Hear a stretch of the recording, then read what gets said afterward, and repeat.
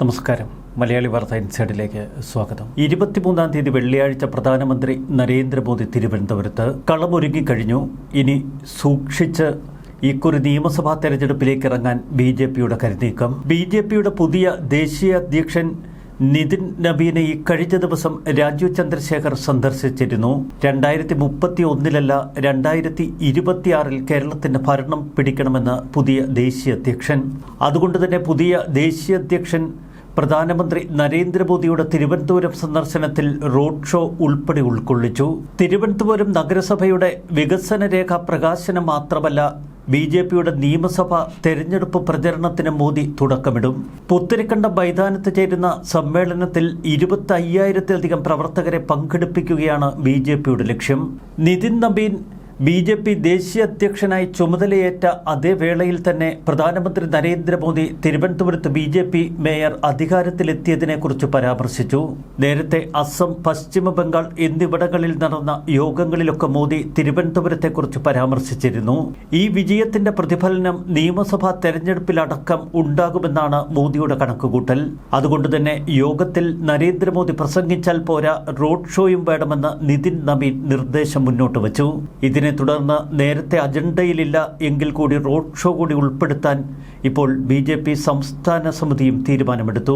വിമാനത്താവളത്തിൽ നിന്ന് പുത്തരിക്കണ്ടത്തെ വേദിയിൽ എത്തുന്നതിന് മുൻപായിരിക്കും പ്രധാനമന്ത്രിയുടെ road show.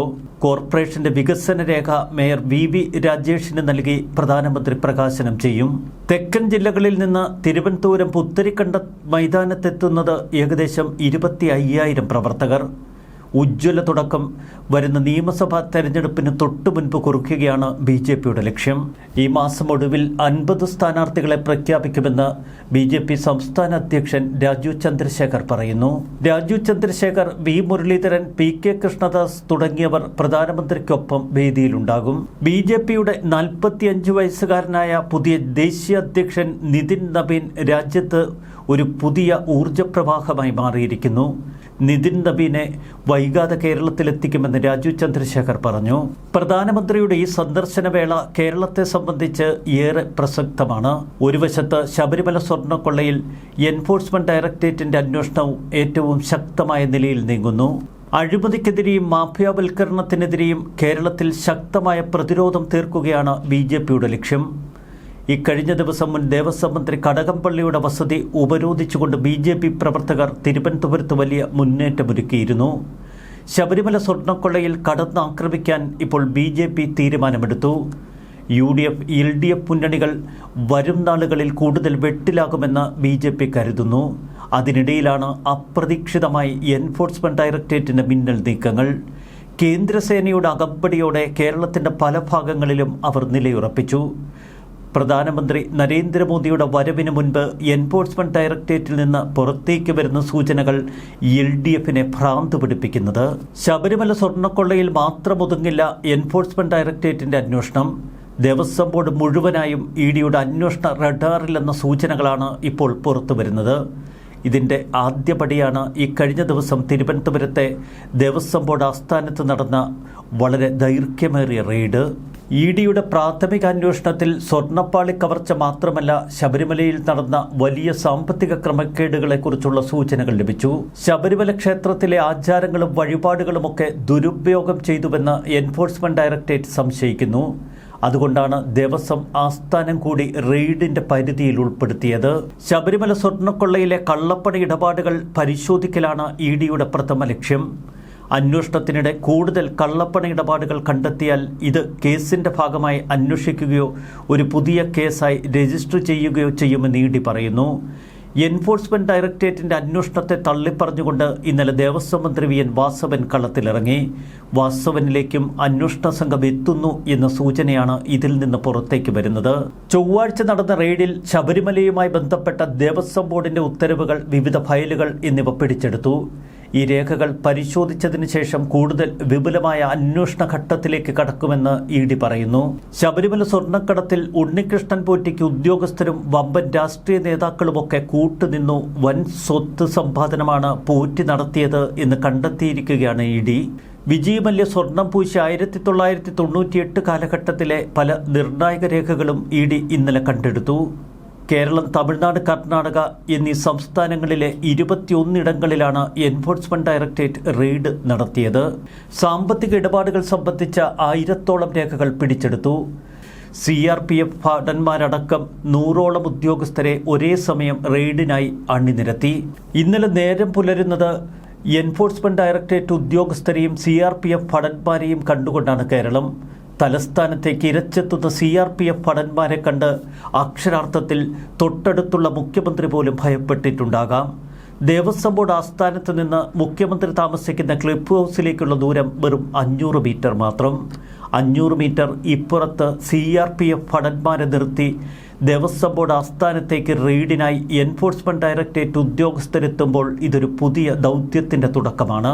Thiruvananthapuram Devaswom board ആസ്ഥാനം, പുളിമാത്തുള്ള ഉണ്ണികൃഷ്ണൻ പോറ്റിയുടെ വീട്, വെഞ്ചാറംപോട്ടിലെ പോറ്റിയുടെ സഹോദരി മിനിയുടെ വീട്, തിരുവാഭരണം മുൻ കമ്മീഷണർ KS ബൈജുവിന്റെ വീട് തുടങ്ങിയ സ്ഥലങ്ങളിലൊക്കെ എൻഫോഴ്സ്മെന്റ് റെയ്ഡുകൾ. ദേവസ്വം ബോർഡ് ആസ്ഥാനത്ത് മരാമത്ത് വിഭാഗത്തിലും ദേവസ്വം കമ്മീഷണറുടെ ഓഫീസിലുമൊക്കെ വിശദ പരിശോധന. ദേവസ്വം ബോർഡ് മുൻ പ്രസിഡന്റ് A. പത്മകുമാറിന്റെ ആറന്മുളയിലെ വീടും ദേവസ്വം ബോർഡ് മുൻ സെക്രട്ടറി S. ജയശ്രീയുടെ തിരുവല്ല മുത്തൂരിലെ വീടുമൊക്കെ ED വളഞ്ഞു. സ്വർണ്ണപ്പാളികൾ കടത്തിയതുൾപ്പെടെ ദേവസ്വം ബോർഡിലെ ഉന്നതരുടെ ഒത്താശ ലഭിച്ചുവെന്നാണ് ഇപ്പോൾ EDയുടെ വിലയിരുത്തൽ. പിടിച്ചെടുത്ത രേഖകൾ വിശകലനം ചെയ്ത് പ്രതികളെ ചോദ്യം ചെയ്യുമെന്ന് ED പറഞ്ഞു. തുടർന്ന് അറസ്റ്റിലേക്ക് കടക്കും.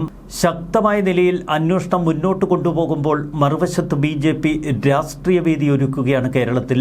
വരുന്ന നിയമസഭാ തെരഞ്ഞെടുപ്പിൽ ഒരു ത്രികോണ മത്സരത്തിനാണ് BJPയുടെ ശ്രമം. വിജയ് മല്യ സ്വർണം പൊതിഞ്ഞ സന്നിധാനത്തെ സ്ട്രോങ് റൂമിൽ സൂക്ഷിച്ചിരുന്ന കട്ടിളകൾ SIT തൂക്കി നോക്കി. കട്ടിളപ്പടിക്ക് 38 കിലോ ഭാരം, കട്ടിളയ്ക്ക് 64 കിലോ തൂക്കം. പഴയ കൊടിമരത്തിലെ അഷ്ടദിക്പാലകരെ പെയിന്റടിച്ച് ചാക്കിൽ കെട്ടി സ്ട്രോങ് റൂമിലെ ഒരു മൂലയിൽ ഇട്ടിരിക്കുന്നു. പ്രതികൾക്ക് കേരളത്തിനകത്തും പുറത്തുമൊക്കെ ധാരാളം ബന്ധങ്ങളുണ്ട് എന്ന് ED തിരിച്ചറിഞ്ഞു. ഇവർ നടത്തിയ സാമ്പത്തിക ഇടപാടുകൾ, സൗഹൃദങ്ങൾ തുടങ്ങിയവയെക്കുറിച്ചുള്ള വിവരങ്ങൾ ED ശേഖരിച്ചു. കഴിഞ്ഞ നിയമസഭാ തെരഞ്ഞെടുപ്പിൽ കേരളത്തിലെത്തിയ പ്രധാനമന്ത്രി നരേന്ദ്രമോദി അന്ന് കരുവന്നൂർ ബാങ്ക് കൊള്ളയെക്കുറിച്ച് വ്യക്തമായി പരാമർശിച്ചിരുന്നു. എന്നാൽ തദ്ദേശ ഭരണ തെരഞ്ഞെടുപ്പിൽ BJP മുഖ്യ ആയുധമായി ഉപയോഗിച്ചത് ശബരിമല സ്വർണ്ണക്കൊള്ള തന്നെ.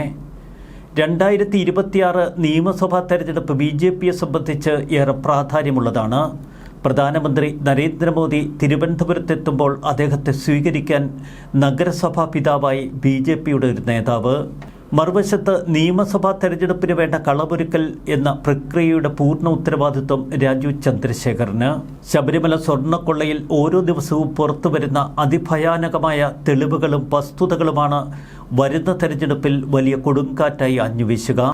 2017 കൊടിമരക്കൊള്ളയുമായി ബന്ധപ്പെട്ട കൂടുതൽ വിവരങ്ങൾ ഇപ്പോൾ പുറത്തു വരുമ്പോൾ UDFും പ്രതിരോധത്തിലാകുന്നു. അതുകൊണ്ട് തന്നെ BJPയുടെ മിന്നൽ നീക്കങ്ങളാവും ഇനി കേരളം കാണുക.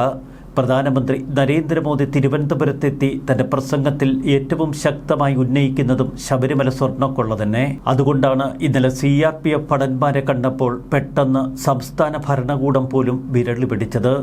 EDയുടെ നീക്കങ്ങൾ ഇനി കാത്തിരുന്ന് കാണാം.